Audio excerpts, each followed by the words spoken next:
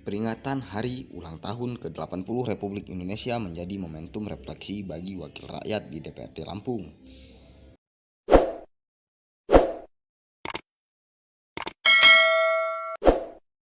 Mereka menilai kemerdekaan belum sepenuhnya dirasakan masyarakat, meski berbagai capaian pembangunan telah dilakukan. Wakil Ketua 1 DPRD Lampung Kostiana mengatakan peringatan Hari Ulang Tahun ke-80 Republik Indonesia memiliki makna khusus bagi PDI Perjuangan. Menurut Kostiana, kemerdekaan sejatinya harus diwujudkan dalam bentuk perjuangan nyata untuk kesejahteraan rakyat. Baik, jadi hari ini kami PDI Perjuangan merayakan Hari Ulang Tahun Republik Indonesia ke-80.